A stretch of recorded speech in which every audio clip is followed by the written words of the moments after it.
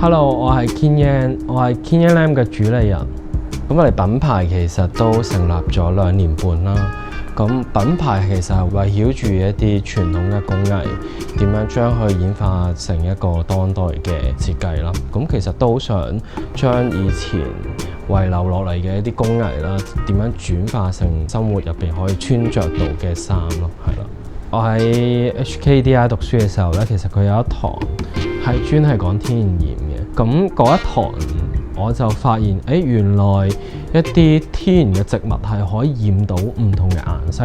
咁嗰一堂之後咧，基本上我係好投入，因為我覺得我好中意呢一個嘅方法，因為我覺得好神奇。你冇諗過平時我哋食嘅材料，又或者係啲中藥，原來係可以染到好多唔同顏色嘅。咁我就去咗法國，跟一個 Michel Garcia 嘅天然染嘅 expert 啦。咁佢就教咗一啲好 proper、好化學理念嘅一啲方法俾我嘅。咁我就翻咗嚟香港，就開始 explore，即係香港我有啲咩材料可以拎到。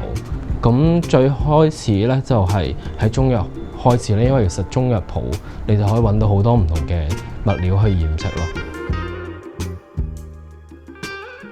我哋收到嘅呢個 LVMH Prize 入圍嘅時候，其實係第一時間當然係好開心啦，好驚喜啦。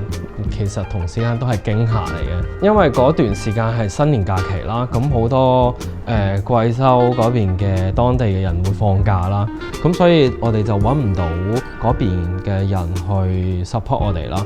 咁我哋唯有喺我哋呢個工作室度去自己繡、自己去染色咁樣咯。咁所以大部分呢一季嘅都係我動用咗我屋企人同埋我啲朋友過嚟幫我嘅，係啦。咁就亦都係好順利咁樣將我哋新季嘅嘢做到出嚟嘅。我覺得係我哋未必係我啲衫或設計得有幾咁靚，又或者我哋啲工藝有幾咁強大。